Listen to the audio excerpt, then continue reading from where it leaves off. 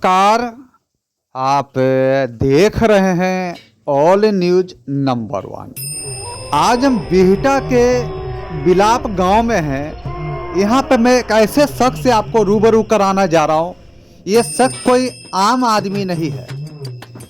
ये शख्स लाखों में एक आदमी होते हैं जिनके पास इस तरह का ज्ञान होता है, तांत्रिक ज्ञान। आज के भौगोलिक दृष्टिकोण में, वैज्ञानिक दृष्टिकोण में तांत्रिक को कोई नहीं मानता है, पूजा पाठ को कोई नहीं मानता, लेकिन आज के समय में भी पूजा पाठ हैं और आज के डेट में भी तांत्रिक है। आज मैं बिहटा के बिलाप गांव में थाना IIT अम्हरा क्षेत्र में है।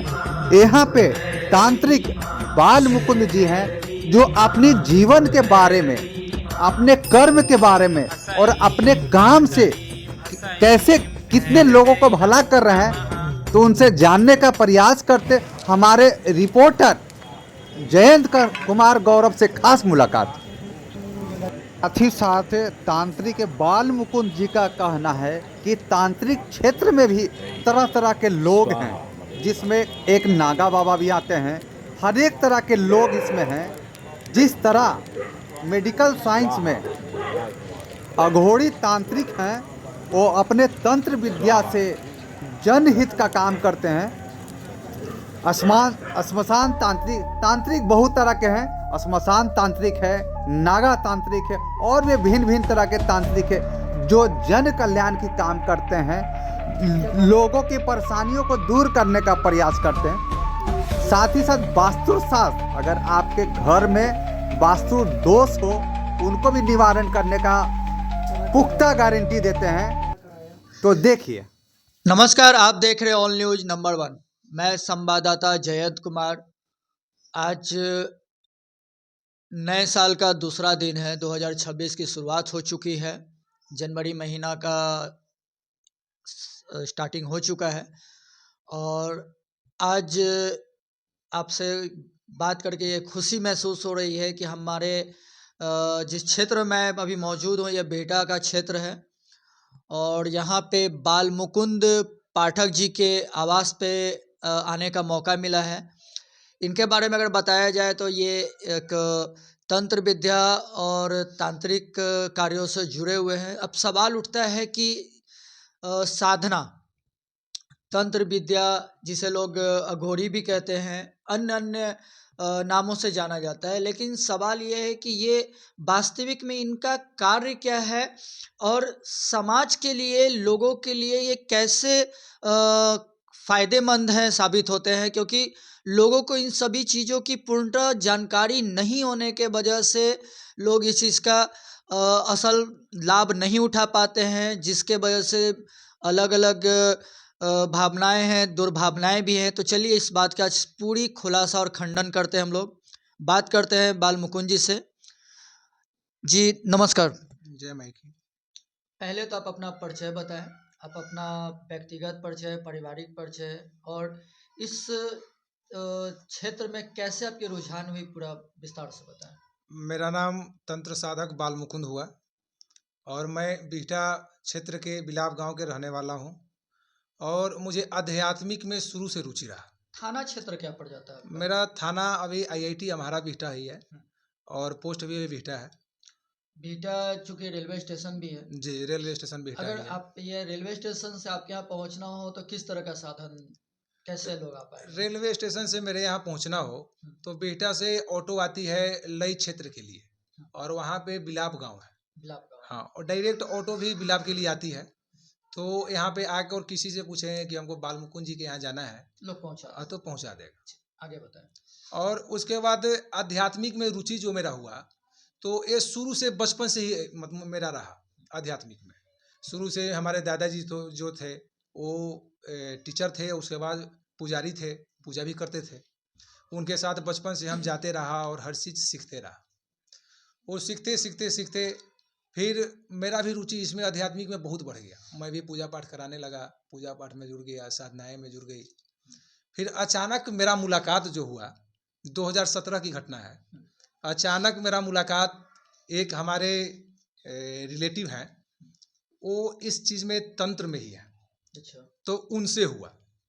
वो हमको बोले कि हमारे साथ चलो, से हम तुमको दिखाता हूँ कि कैसे तंत्र साधनाएं होती है और क्या है तंत्र विद्या क्या है। मतलब एक रुचि हुई जानने की, हाँ, इच्छा हुई। जानने की हमारी इच्छा हुई और मेरा भी रुचि बहुत अत्यधिक बढ़ गया और मैं उनसे बोलने लगा कि कब चलना है, कब चलना है।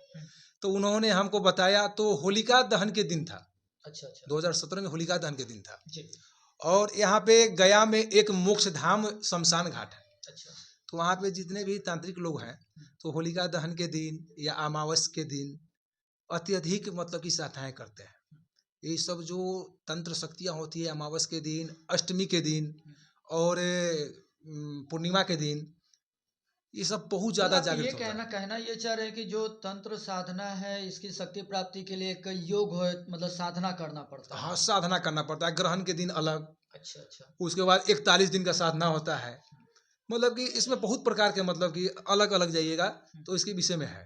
तो थोड़ा बताइए कि मतलब आप लोगों को कि इसमें कितने रूप होते हैं, प्रकार कितने तरह के होते हैं देखिए, मतलब? तंत्र में पहले होता है कि तंत्र में 2 रूप है। गुरु के सानिध्य में हम काम किए तो तंत्र में 2 रूप होते हैं। जैसे 10 महाविद्या का 2 रूप, काली कुल और श्री कुल।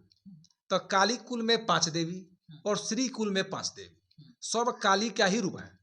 कोई पीत काली हुए तो बगलामुखी हो गए, कोई नील काली हुए तो माँ तारा हो गई। तो सबका अपना अपना अलग रूप है, लेकिन सब रूप है काली का ही है। तो हम श्री कुल के मतलब के पुजारी हैं। हमारे गुरुजी जो दीक्षा दिए, तो वो श्री कुल के देवी का ही हमारी जो इष्ट है श्री कुल का ही है। तो हम उनका ही आराध्य में और गुरु के सानिध्य में उनका साधनाएं की। और कहाँ किए तो वही बताए कि गया मोक्ष धाम में। तो होलिका दहन के दिन वहाँ मोक्ष धाम में किए।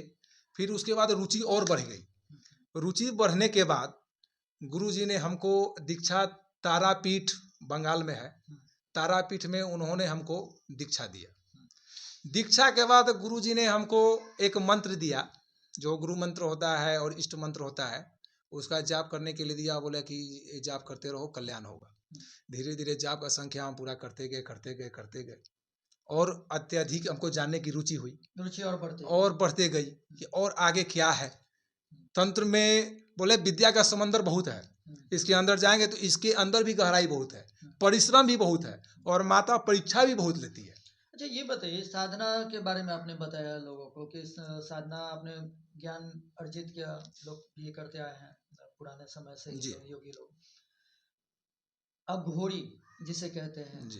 तांत्रिक, क्योंकि मुझे भी पूरी तरह पूर्णतः मुझे भी पता नहीं है, आपसे मौका मिला है और हमारे जरिए लोगों तक जानकारी पहुंचे, तो ये पूरा आप खंडन करें कि इसमें कितने रूप होते हैं। जैसे आप देखते आए हैं कि एक ओझा होते हैं जी।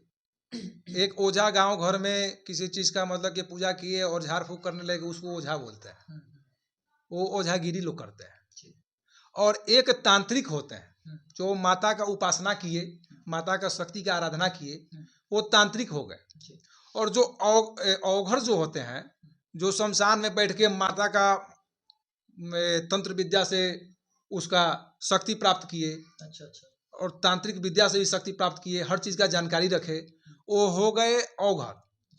और एक अघोरी होते हैं। अच्छा। तो अघोरी लोग होते हैं कि वो गृहस्थ जीवन से दूर रहते हैं। अच्छा।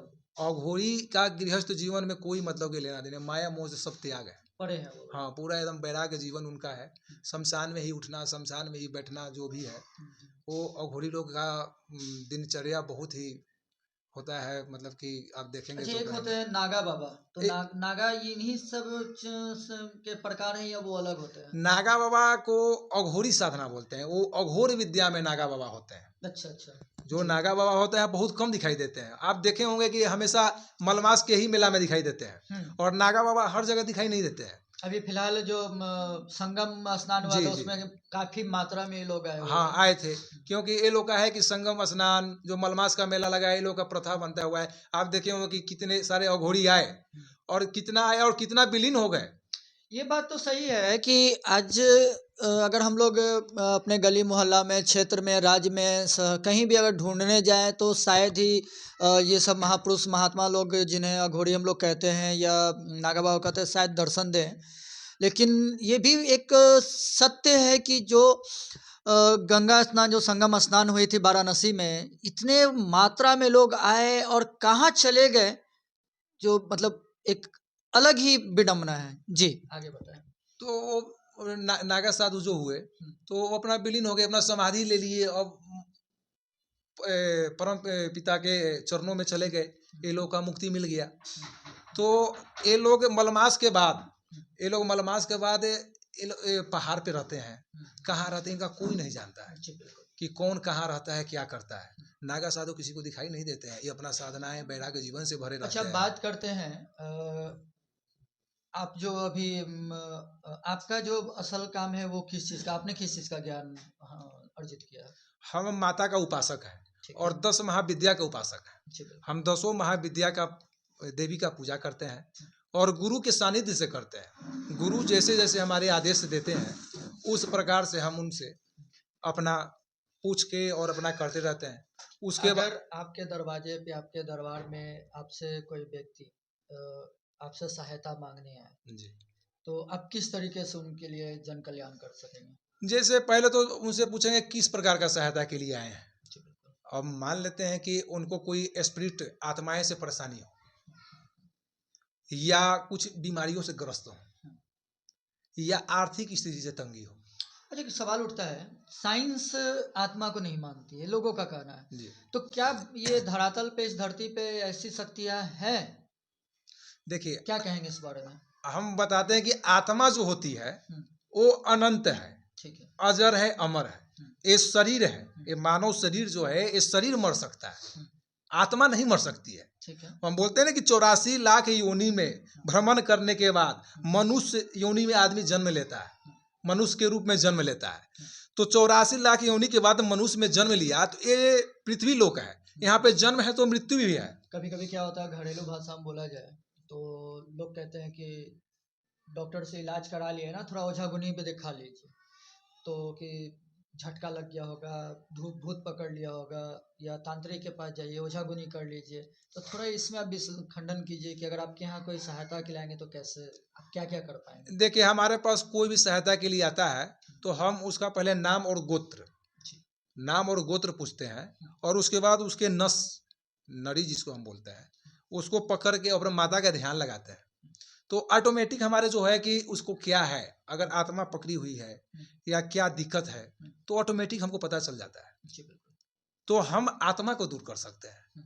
बीमारी है तो बीमारी डॉक्टर ही दूर कर सकता है, हम आत्माएं को काबू कर सकते हैं। जी, बिल्कुल। और उसको ठीक करना हो तो हम कुछ उपाय कर दिए, या ग्रह का कुछ चाल हो। अच्छा, इसमें एक चीज देखा जाए कि ग्रह का है, कुछ गोचर का है, आत्मा है, तो कितने प्रकार की चीजें होती हैं? किस चीज का? मतलब जाए कि कोई व्यक्ति अगर परेशान है, महिला हो, पुरुष हो, या कोई भी हो, तो जब आप कितने तरह का उनमें दोष निकल सकता है? देखिए जो महिला परेशान है या पुरुष परेशान है तो सबसे पहले उसका नाम से तो हम पहले पता है कि पता चल जाता है। तो उसके यहाँ वास्तु पहले तो देखते हैं कि वास्तु दोष है कि नहीं है, वास्तु दोष भी होता है। फिर उसका देखता हूँ कि पितृ दोष है कि नहीं है। ठीक है। पितृ दोष होने से आपके घर में आर्थिक तंगी बहुत ज्यादा रहेगा, कलह कलेश रहेंगे। पितृ दोष क्या होता है इस पे हम अभी पहले चर्चा करते हैं, पितृ दोष के विषय में। तो पितृ दोष जो पितरन लोग होते हैं, पूर्वज लोग होते हैं, तो वो बेचारे जो अपने स्वर्गीय प्राप्त कर लिए और उनका स्थान नहीं मिला या उनका श्राद्ध अच्छे तरह से नहीं हुआ, तो उसको पितरन दोष बोलते हैं। उसका घर का कोई बड़ा सदस्य या बड़ा बेटा जो होते हैं, गया में त्रिपिंडी श्राद्ध होता है, तो त्रिपिंडी श्राद्ध कराना बहुत ही अनिवार्य होता है, जिसका पितरन दोष होता है। अगर नहीं कराने से घर में क्लेश है, झगड़े हैं, कोर्ट कचहरी, बहुत सारे मतलब की विडंबना बनी रहती है, तो उसको पितरन दोष बोलते हैं। तो इसका दूर करने के लिए आपको बता दें कि त्रिपिंडी श्राद्ध कराना गया में अनिवार्य है। वास्तु दोष देखा जाता है कि वास्तु दोष में क्या है कि लैट्रिन शौचालय कहाँ पे रहना चाहिए, मेन दरवाजे हम मेरा कहाँ पर रहना चाहिए, घर का सीढ़ी कहाँ पे होना चाहिए, बेडरूम की कौन सा दिशाएं होना चाहिए, कौन अग्नि कौन है, कौन भंडार कौन है, मतलब ये सब देख के घर बनाते हैं। तो मतलब आपसे इन सभी चीजों के लिए लोग परामर्श और समाधान करवा सकते हैं? हमसे पहले बताया कि हमसे ज्योतिष का भी, हमसे तंत्र का भी, हमसे किसी भी प्रकार का किसी भी कोई भी समस्या हो उसका हम उपाय बताएंगे, उसका निवारण करेंगे। जो निवारण होने लायक रहेगा उसका निवारण करना ही करना है। जी बिल्कुल। अब आप देखे होंगे कि मैं आगे लिखा था कि शराब सिगरेट छुड़ाते हैं, शराब सिगरेट भी छूटता है, तंत्र से शराब सिगरेट भी छूटता है, संभव है। संभव है। उसका जो ज़्यादा शराब पीता हो, जो ज़्यादा सिगरेट पीता हो, तो शराब का हमको जूठा चाहिए, सिगरेट का मुझे जो फुल्ली है वो चाहिए, और उसका नाम गोत्र और फोटो से समसानिक प्रयोग है, उस समसानिक प्रयोग करेंगे ऑटोमेटिक छोड़ देंगे। उस जो व्यक्ति का शराब छुड़वाना हो, उसका जूठा शराब हो, मतलब उसके शरीर से वो अंश जुड़ चुका हो। अंश से जुड़ा हो। अब जो शराब है, नया शराब है, तुम थोड़ी जाना है कि उसका है, उसका नाम से भी करेंगे तो कुछ पता नहीं है, लेकिन उस व्यक्ति का जो शराब पी रहा है उसमें से हमको जूठा चाहिए, तभी उस पे संभव है तंत्र में। बालमुकुंद जी, एक चीज़ तो मैं वास्तविक जीवन में मैं आपसे बहुत इस बात के लिए खुश हूँ, पर प्रसन्न भी हूँ कि लोगों ने बहुत सा दावा किया, लेकिन उसकी जो बारीकी भंतियाँ हैं कि कैसे उस चीज़ का प्रयोग करने का तरीका है, कैसे उस चीज़ का उपाय किया जा सकता है, वो चीज़ आपने बताया है लोगों को। जी, जो सच्चाई है तो हम सच्चाई से अवगत कराते हैं, किसी को हम झांसे में नहीं रखते हैं। आप बहुत जगह गए होंगे या जाते होंगे तो लोग बाबा का चोला पहन के और लोगों को मूर्ख बनाना, और बोलते हैं ना कि नींबू उड़ा रहे हैं, बाबा पर्चा लिख रहे हैं, बाबा मन की बात बता रहे हैं, भभूत निकाल रहे हैं, ये सब हाथ का सफाइया है, ये हाथ का सफाया है। जो ओरिजिनल साधक है, जो ओरिजिनल माता का पुजारी है, वो अपना शक्ति का प्रदर्शन नहीं करता है, किसी के बाद ये नहीं दिखा रहा है कि ये देखो मैं आत्मा को बुला दिया, ये देखो, अपना शक्ति का प्रचार नहीं करता है। क्यों नहीं करता है? शक्ति का प्रचार इसलिए नहीं करता है कि वो जितना अपना तप किया है, जितना साधना किए हैं, वो शक्ति का प्रचार करने में अब 100% साधना को उसको हम संजोग के रखे हुए। एक सवाल है मेरे मन में, जहन में, जो आपसे पूछना चाह रहा हूँ। मार्केट में बहुत सारे जो है प्रकाशन किताब छाटते हैं, जैसे बंगलामुखी साधना हो गया, काला किताब हो गया, अन्य तरह के हैं जिसमें वो विधि बताई जाती है करने के लिए, तो उसके बारे में आपका क्या विचार है? देखिए, जैसे बगलामुखी साधना हो गया, विपरीत प्रतिंगिरा स्त्रोत हो गया, 10 महाविद्याएं होगी, 64 योगिनिया साधना हो गया, धूमावती साधना हो गया, काली साधना हो गया, तो एक किताब में तो सही है, किताब में जो नियम विधि बताया है वो तो सही है, लेकिन उसको करना अपने से स्वयं नहीं चाहिए, बिना गुरु मंत्र के और बिना दीक्षित हुए, बिना गुरु ज्ञान का नहीं, बिना गुरु ज्ञान का करना ही नहीं। गुरु तो ज्ञान है ही, लेकिन एक गुरु मंत्र होता है, और गुरु के साथ दीक्षा लेंगे तो ऑटोमेटिक हो जाएगा।